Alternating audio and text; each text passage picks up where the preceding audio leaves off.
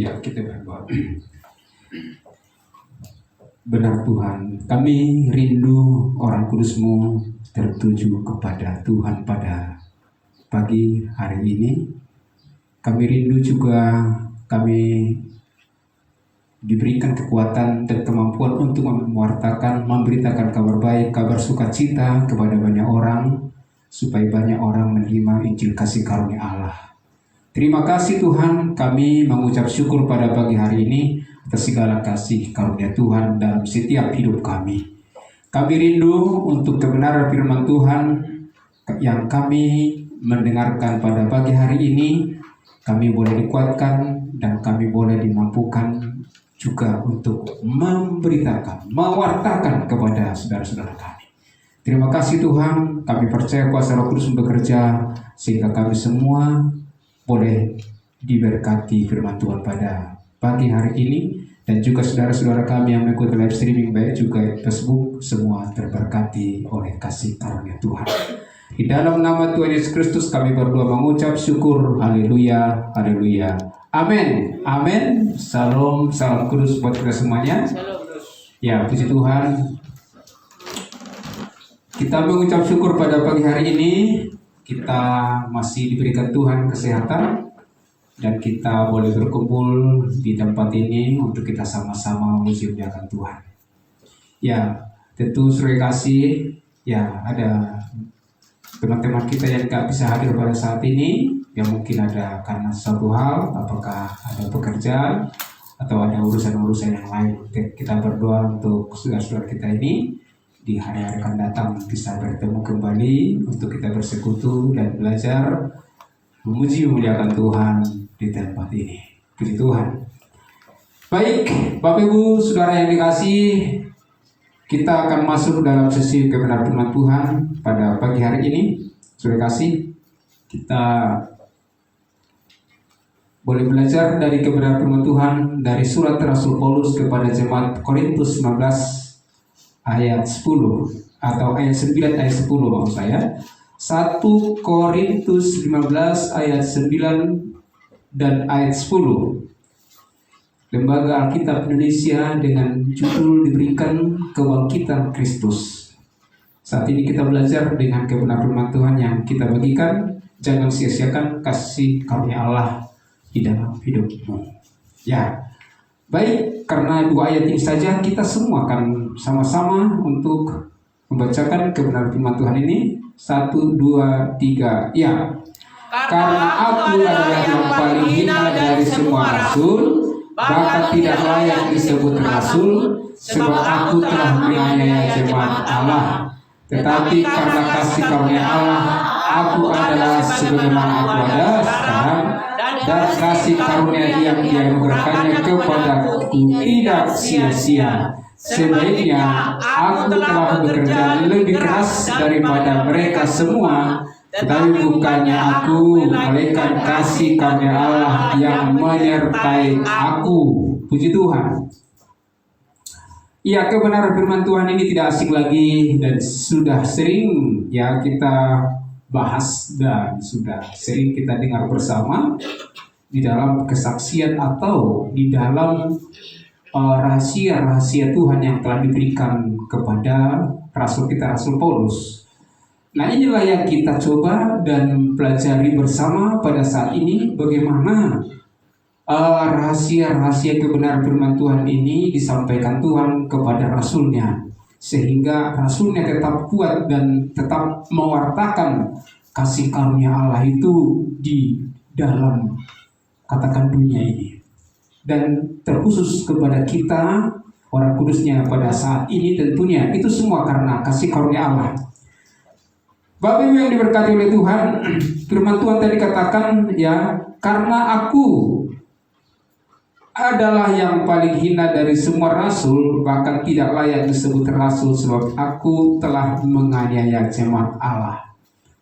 Nah, ini saudara kasih, kalau kita lihat ya di dalam kebenaran firman Tuhan ini adalah kesaksian daripada Rasul Paulus, saudara kasih, di mana kalau kita baca semua ini saudara kasih, di tengah-tengah dia cerita tentang dirinya. Ya, bagaimana setelah tadi dikatakan di dalam kebangkitan Kristus, ya, di situ dia atau Rasul Paulus ini adalah mengalami suatu kesaksian yang sangat besar, di mana bahwa Rasul Paulus ini yang tadinya dikatakan tidak layak, ya, karena banyak jemaat atau orang kudusnya Tuhan dibantai sampai bisa meninggal dunia. Nah, disitulah kesombongan bahkan yang dialami oleh Rasul Paulus ini. Secara manusia tidak mungkin dia layak untuk boleh berkenan kepada Tuhan, saudara kasih. Tetapi saudara kasih, kalau kita lihat di sini saudara kasih, bahwa Rasul Paulus ini sangat luar biasa dengan rendah hati, dan ada rencana Tuhan di dalam setiap kepribadiannya melalui responnya. Kalau kita lihat dibaca di Kisah Para Rasul 9, di situ nanti akan kita lihat bagaimana Rasul Paulus ini menjadi rasul yang dipakai oleh Tuhan. Yang tadinya memang nama daripada Paulus ini bukan Paulus tapi adalah Saulus, ya. Saulus ini adalah, kita lihat tadi bahwa dia sangat ditakuti oleh banyak orang di sana. Kenapa? Karena dia sudah orang-orang yang berani, ya. Satu, dan kemudian dia pintar, dan dia juga dikatakan adalah satu hal yang sangat ditakuti karena tidak segan-segan seperti khususnya orang-orang Kristen langsung dibantai, saudara kasih. Tetapi saudara kasih, nah dikatakan lagi bahwa rasul ini dipakai oleh Tuhan dan diangkat oleh Tuhan, dan dia menerima Injil kasih karunia Allah ini. Maka dengan itu kita belajar dari firman Tuhan ini ada 3 hal yang kita akan pelajari di dalam ayat 10 ini, saudara kasih. Dikatakan, tetapi karena kasih karunia Allah aku adalah sebagaimana aku ada sekarang. Nah, pertama, bagaimana rahasia daripada Rasul Paulus yang mengalami dan menikmati daripada Injil kasih karunia Allah ini adalah karena kasih karunia Allah aku adalah sebagaimana aku ada sekarang. Dia sadar betul, saudara kasih, hanya karena kasih karunia Allah itu dia bisa ada. Di situ dia sangat benar-benar memahami kebenaran setelah Tuhan mengubah pola pikir dia, yang tadinya dia adalah seorang penjahat, ya. Tetapi dengan kasih karunia Allah, dia pola pikirnya, mindsetnya berubah, saudara kasih. Nah, inilah karena kasih karunia Allah itu. Berarti kalau kasih karunia Allah ini, saudara kasih, mengubah semua orang dan termasuk kita, saudara kasih. Nah, inilah yang dialami dan juga yang kita alami saat, saudara kasih. Kalau coba kita renungkan bersama, saudara kasih, ya, waktu mungkin ya kita paling dekat lah, paling kita katakanlah setahun, ya, setahun ini, saudara kasih, kita bisa melihat bagaimana keadaan dan bagaimana perjalanan hidup kita ini, di mana kita, saudara kasih, pasti akan mengalami ada banyak masalah, ada banyak tantangan, ada banyak pergumulan, ya, ada mungkin juga hal-hal yang kita membenci orang dan lain sebagainya. Tentu ada hal itu.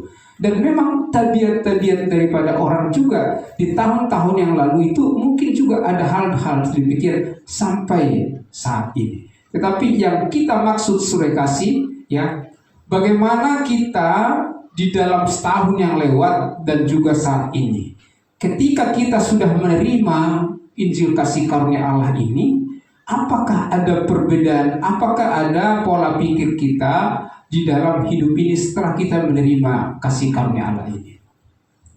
Coba kita mungkin renung bagaimana setahun yang lalu dan sekarang. Apakah ada perubahan dan tidaknya? Ya. Tentu, saudara kasih, kalau Rasul Paulus mengatakan harus ada, tidak boleh tidak ada. Kalau dia sampai masih seperti dulu, ya artinya tidak ada perubahan sampai sekarang, ini masih artinya perlu belajar, saudara kasih. Kenapa, saudara kasih?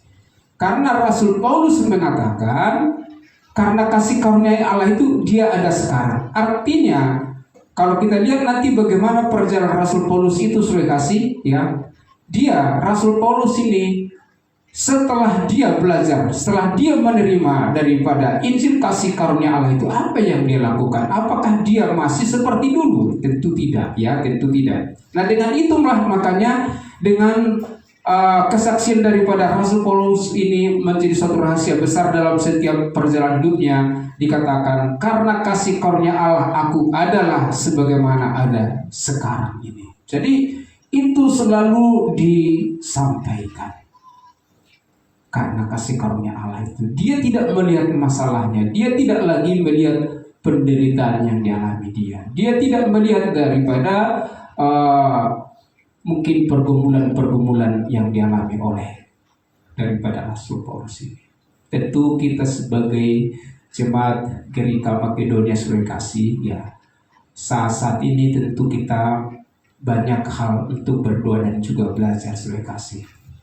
Karena begitu sangat kita lihat situasi kondisi yang ada saat ini, baik dalam hal perekonomian dan bahkan suatu hal katakanlah dalam keluarga tentunya itu sangat cepat maksud saya bisa kita dipengaruhi oleh keadaan karena melihat kondisi-kondisi situasional saat ini atau ekonomi saya maksud.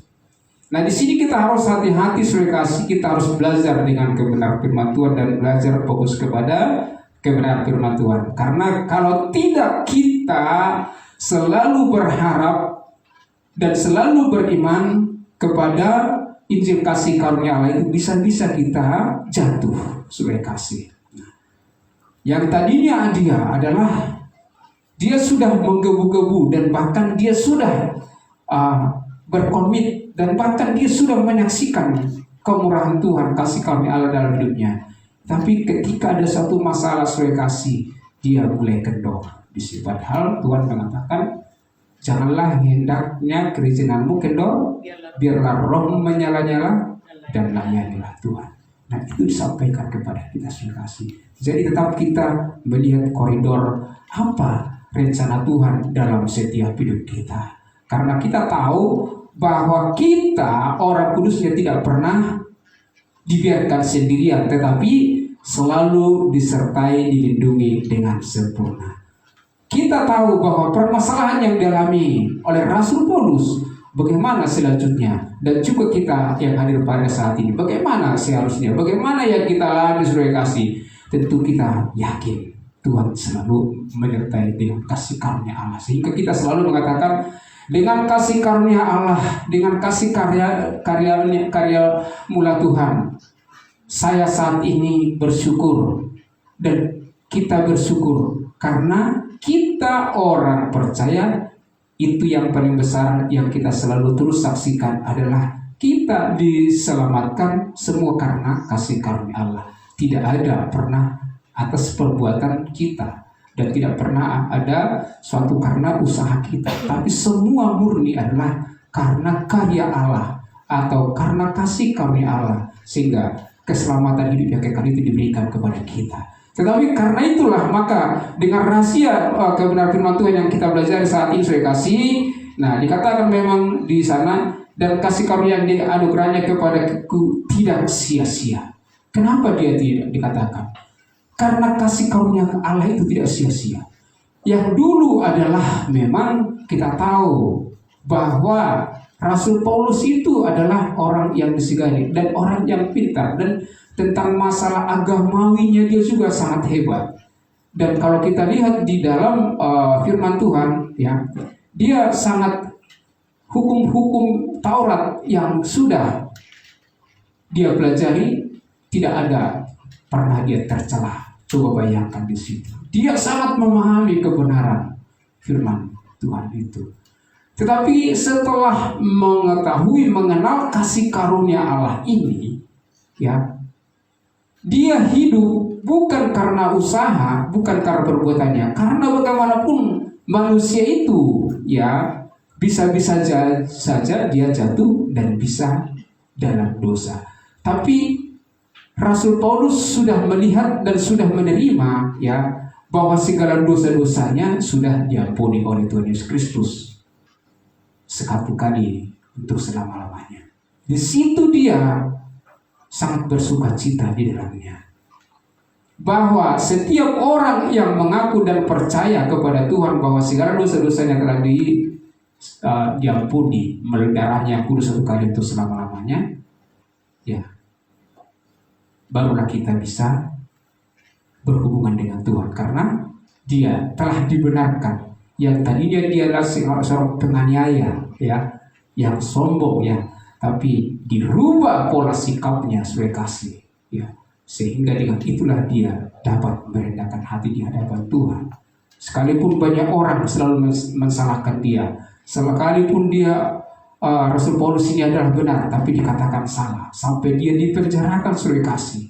Walaupun di penjara di sana itu sangat memang ketat dia lakukan, tapi dia selalu fokus kepada kasih karunia Tuhan yang telah dia terima itu sebagai kasih. Ini hebatnya, ini rahasianya sebagai kasih. Coba bayangkan sebagai kasih, ya. Ketika kita mungkin ada mengalami suatu katakanlah permasalahan, ya, katakanlah paling kecil sebagai kasih keluarga. Ketika ada permasalahan itu bisa-bisa saja pikirnya, enggak usah ibadah lah, enggak usah. Malas. Nah, jadi langsung artinya seperti untuk yang dirasakan oleh dunia saat ini, ya memang sangat gampang ya. Padahal sebenarnya di situ kita masalah terjadi silakan, tetapi kalau namanya ibadah, tetap kita harus beribadah. Itu ya seharusnya. Dan Rasul Paulus lalu bermohon kepada Tuhan supaya Tuhan tetap diberikan kepada Rasul ini tetap kekuatan, kemampuan. Dan Tuhan juga memang memberikan itu kepada Rasul Paulus sehingga sampai mati pun Rasul Paulus selalu mewartakan kabar baik ini. Ini yang dirindukan oleh Tuhan kepada orang-orang yang telah diselamatkan itu, orang-orang yang telah dikuduskan itu, orang-orang yang telah dibenarkan oleh Yesus Kristus kepada jemaatnya, jemaat di Korintus, bahkan jemaatnya di kita Makedonia. Nah itu sudah kasih, makanya sudah kasih Tuhan, jangan sia-sia kasih karunia Allah itu sudah kasih. Bayangkan kalau namanya disia-siakan kasih karunia Allah itu, yang rugi siapa sudah kasih? Adalah dia sendiri sudah kasih, ya. Tuhan mengatakan kalau memang sudah diberikan kasih karunia Allah itu kepada kita, jangan sampai kita sia-siakan katanya. Coba bayangkan seperti katakanlah dulu ada dikasih kepada kita satu contoh cek tunai. Katakan sana dikasih sama salah satu lah di antara kita atau semua kita yang mungkin 10 miliar, katakan ini cek, tapi besok tunaikan ya katanya, tapi tidak ditunaikan.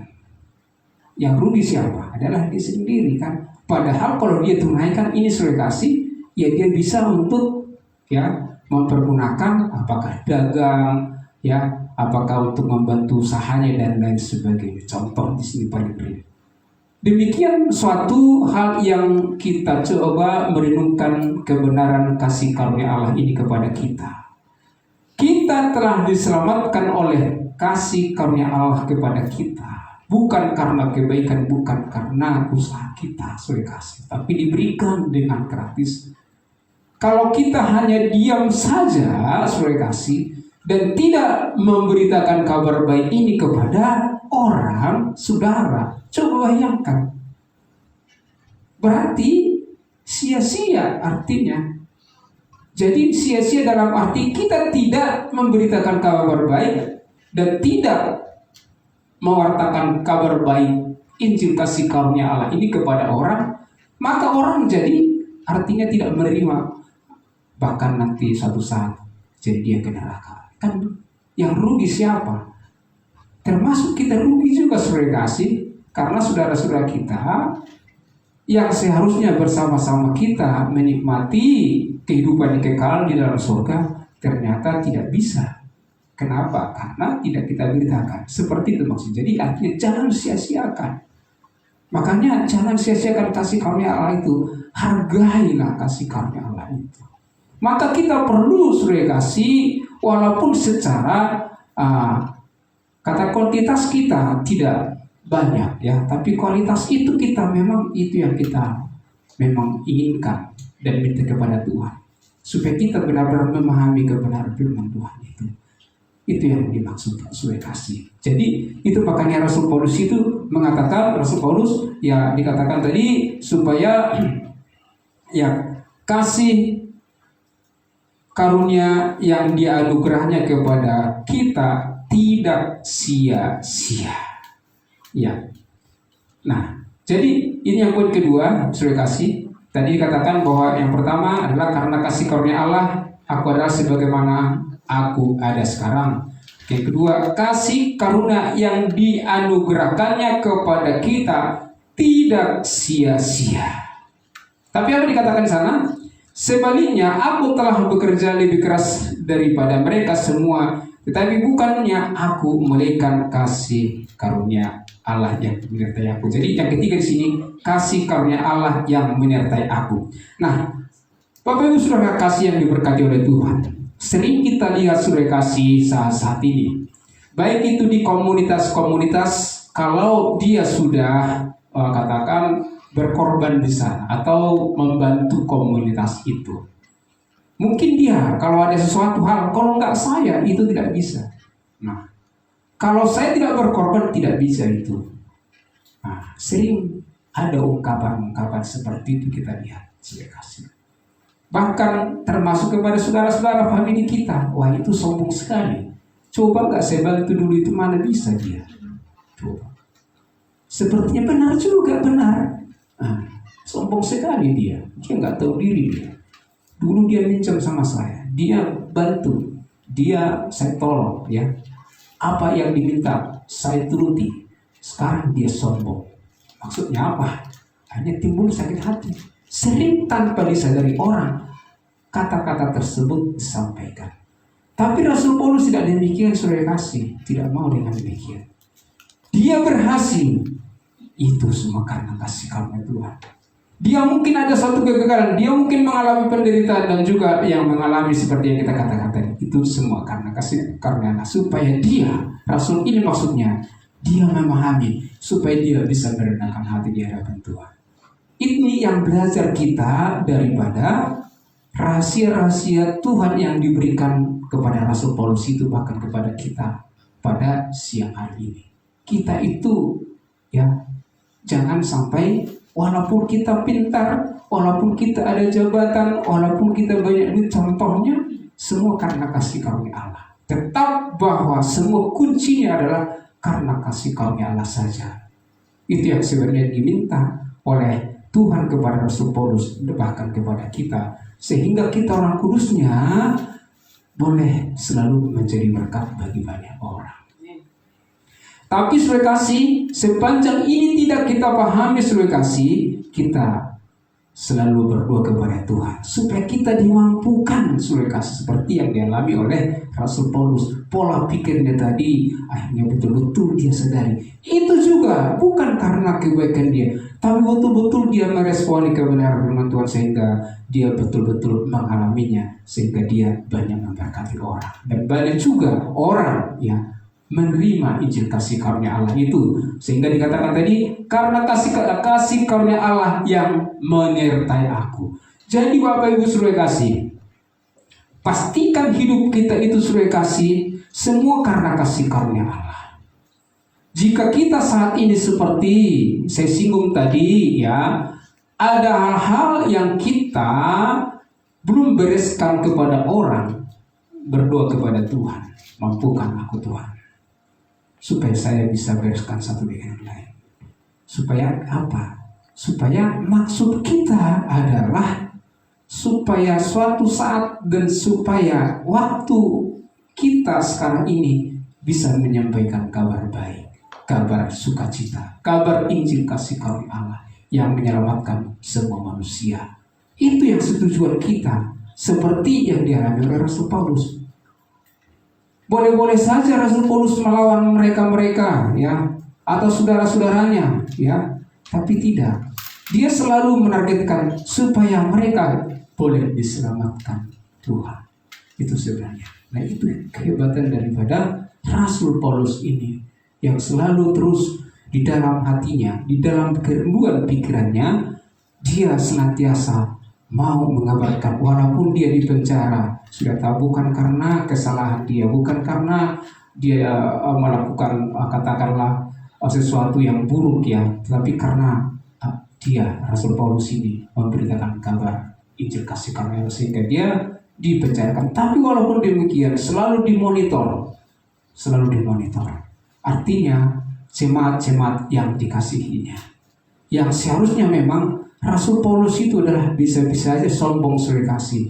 Kenapa? Ya, karena dia pintar ya. Kemudian karena dia juga disegani orang banyak ya, dan dia sudah banyak dikenal orang.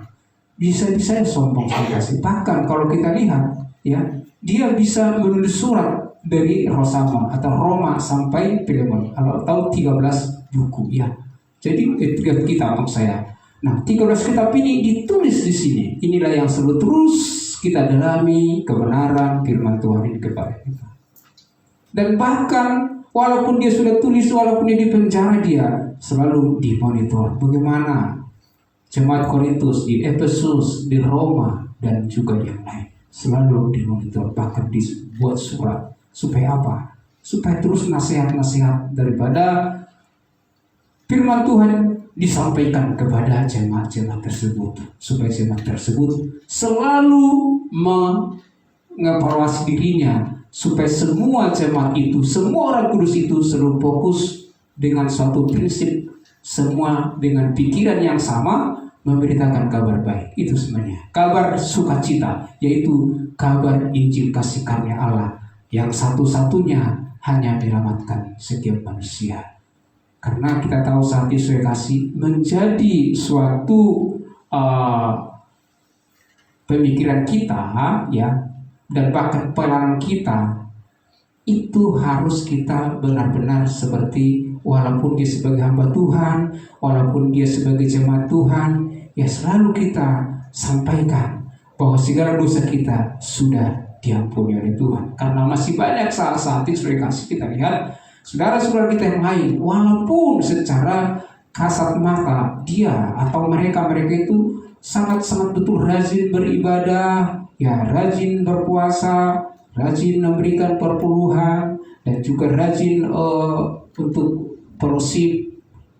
Wah, kalau kita lihat luar biasa, ya luar biasa. Tetapi selalu masih beriman seperti yang kita lihat. Ampunilah segala dosaku Tuhan, saya banyak dosa yang sengaja, yang tidak disengaja. Jadi selalu masih dia merasakan dan beriman dia masih orang berdosa. Tetapi saudara kasih kita yang sudah belajar dengan kebenaran firman Tuhan, ya, kita tidak beriman di sana lagi, tetapi kita sudah diampuni segala dosa kita, sehingga kita tidak perlu lagi untuk selalu minta ampun kepada Tuhan. Karena Tuhan sekali dia mengampuni, 1 kali, tidak pernah 2 kali. Itu atas kematiannya di kayu salib. Nah, supaya kita memahami. Jadi segala dosa kita itu sudah diampuni Tuhan 2000 tahun yang lalu, dan sudah diampuni 100% semuanya. Kalaupun kita saat ini maaf supaya kasih dia kita bisa jatuh, mohon doakan Tuhan berikan kekuatan kepada saya. Saya bisa melakukan ini, saya harusnya tidak bisa lakukan. Tuhan berikan kekuatan. Kita betul-betul minta kekuatan kepada Tuhan supaya kita dimampukan tidak melakukan lagi hal-hal dosa yang sama. Itu sebenarnya sudah kasih. Jadi kita selalu saling mendoakan satu dengan yang lain. Ya, tidak ada di antara kita saya kuat, tidak ada.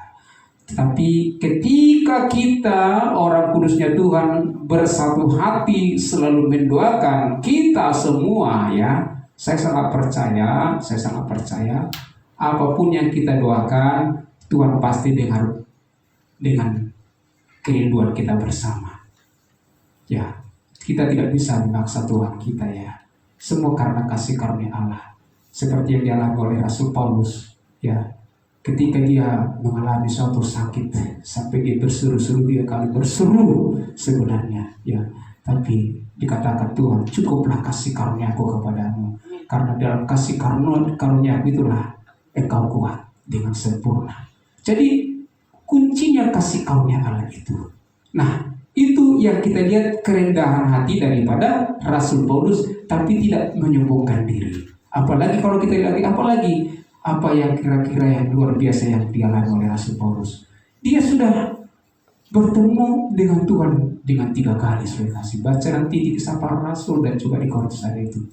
Dia bisa bertemu dengan Tuhan, saudara kasih. Kalau dia sudah bertemu dengan Tuhan, bayangkan.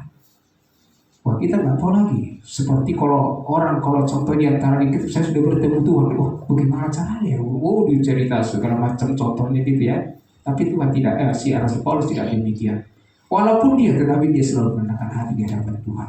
Walaupun dia sakit, dia tidak mengeluh. Tuhan, kenapa saya demikian? Saya sudah lakukan ini. Apa yang kau perintahkan sudah saya selesaikan. Tapi saya kok disalahkan orang, saya dipenjarakan. Saya sangat menderita sekali. Dia tidak ada perkataan seperti itu. Dia tidak ada keluhan-keluhan di dalamnya. Tapi dia selalu bersyukur kepada Tuhan. Itu luar biasa. Yang disyukuri itu adalah sebenarnya dia telah diselamatkan. Dan dia sudah memperoleh keselamatan itu selama-lamanya. Jadi kapanpun dia tidak di dunia ini atau meninggal dunia, sudah sangat yakin bahwa dia sudah pasti bersama Kristus selama-lamanya dalam surga. Itu yang senantiasa yang dia pikirkan, sehingga dia selalu setia kepada Tuhan. Saudara kasih. Makanya kita selalu kita belajar evaluasi. Ya. Saya juga selalu evaluasi sebenarnya diri saya yang begitu kadang ya saya alami. Tapi nah itulah realita hidup ini sebenarnya. Ya. Tidak ada kita secara kedagingan ini sebenarnya sudah sempurna, tidak.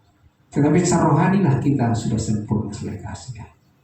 Kenapa? Karena kita dalam daging ini artinya kita masih perlu contoh ya keuangan ya. Saya pun juga tidak akan bisa diam, saudara kasih. Kita tidak bisa artinya di rumah hanya berdua saja, tidak. Kita tidak harus bekerja. Kita harus juga diberikan Tuhan kemampuan berpola pikir kita supaya apa yang kita kerjakan diberkati oleh Tuhan. Nah, di sini kita selalu merendahkan hati di hadapan Tuhan. Berikan hatimu, ya, serahkan seluruh hatimu, saudara kasih, dengan kasih karunia Allah itu supaya kita kuat dan kita mampu apapun yang kita kerjakan, apapun yang kita lakukan, apapun yang kita cari, pasti Tuhan siapkan. Kalaupun tidak instan, tapi kita yakin ya, karena doa itu dikatakan diberikan ya tidak dan saya tunggu dulu seperti itu. Nah kita kalaupun saat ini belum menerima itu, bersabar dulu, karena ada saatnya saudara kasih. Pasti Tuhan akan berikan.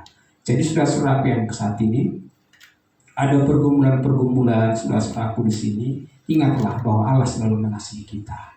Tidak pernah membiarkan kita sendirian. Kita selalu diperhatikan. Sebagaimana kita seorang bapak selalu mengasihi anak-anak kita. Apapun keperluan daripada mereka pastilah kita tahu. Ketika mungkin dia masih kecil tapi meminta sesuatu, katakanlah mobil. Tapi kita sikap orang tua pasti berpikir saya akan berikan, tapi tunggu dulu. Dia akan nanti seperti contoh berkat.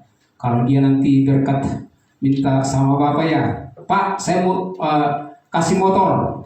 Waduh, ini motor baru. Ya. Apa kata bapak? Oh iya nak, tenang ya, pasti saya kasih. Tapi baik-baik dulu sekolahmu ya, baik-baik. Nanti kalau sudah lulus kerja dulu kamu ya. Nanti kalau sudah ada uangmu ya dikit-dikit ya nanti saya bantu. Papa pasti saya bantulah, ya kan?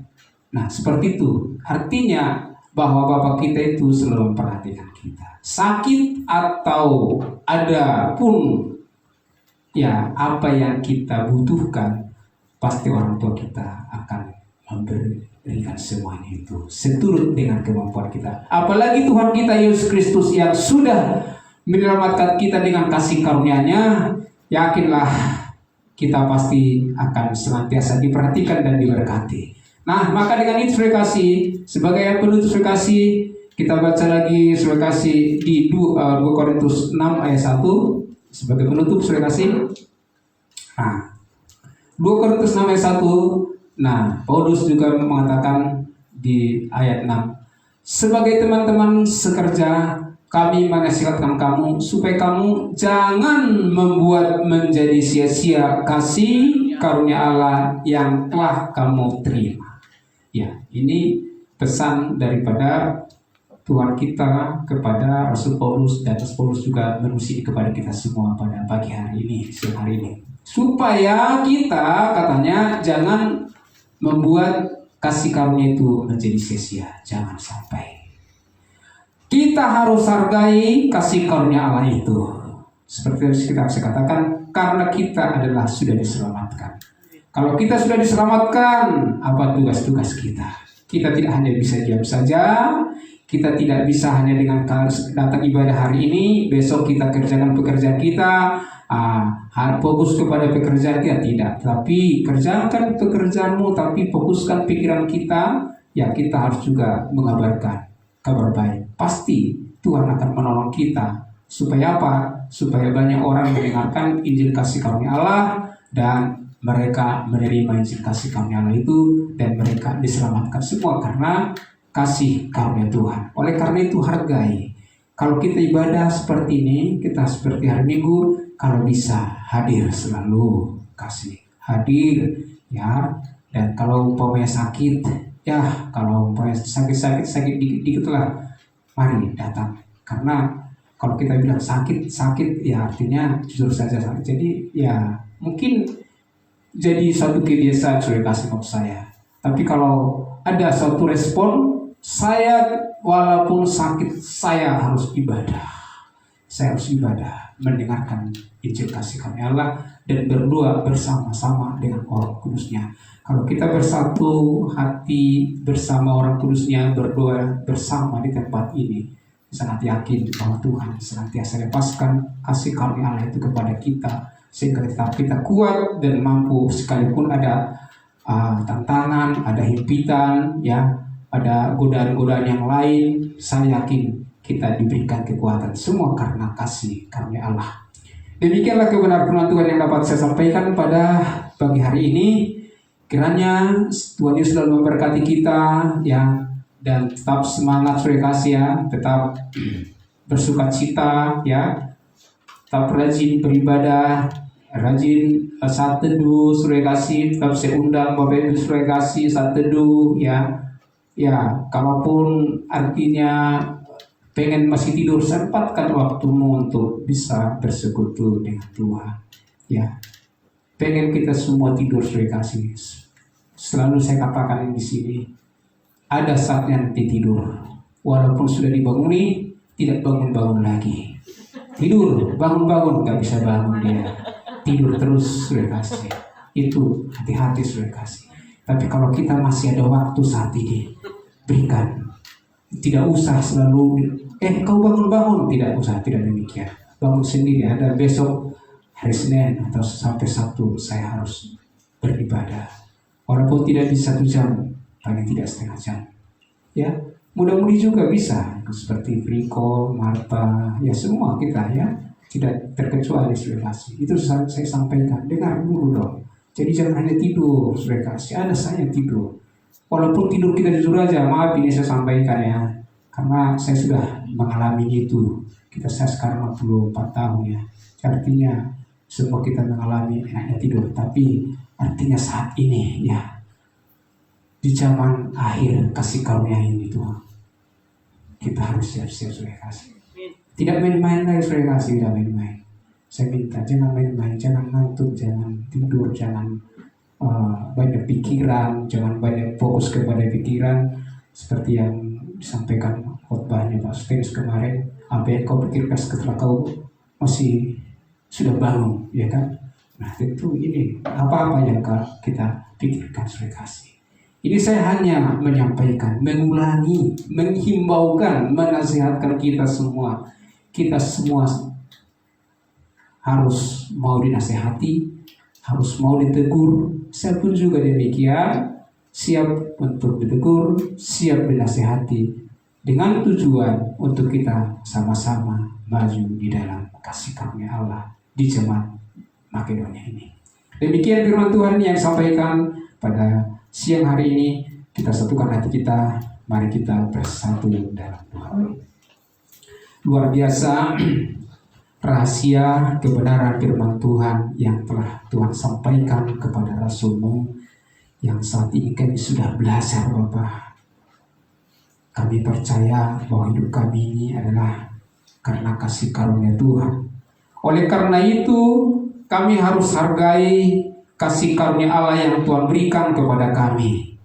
Dan kami pasti dimampukan untuk melakukan segala sesuatu yang kami jalani dalam hidup ini. Apakah kami seorang karyawan, seorang pedagang, pengusaha, dan semua yang kami kerjakan semua adalah karena kasih karunia Allah. Terima kasih Bapa, kami rindu supaya kebenaran firman Tuhan yang sudah kami dengar bersama, Roh Kudus-Mu memateraikan dalam setiap hidup kami, sehingga kebenaran firman Tuhan ini menjadi kekuatan sukacita besar dalam setiap hidup kami, sehingga kami sama-sama orang Kudus-Mu dari Makedonia ini Tuhan, Engkau mampukan kami untuk berani memberitakan Injil kasih karunia Allah ini kepada banyak orang. Oleh karena itu Tuhan, perlengkapilah kami selalu Tuhan melalui kebenaran firman-Mu, supaya kami boleh kuat dan dimampukan untuk selalu menyampaikan belajar firman Tuhan. Terima kasih di doa kami Tuhan. Kami bersyukur atas kebenaran firman Tuhan dan kami terima dengan penuh ucapan syukur dalam nama Tuhan Yesus Kristus. Amin. Amin. Salam. Haleluya.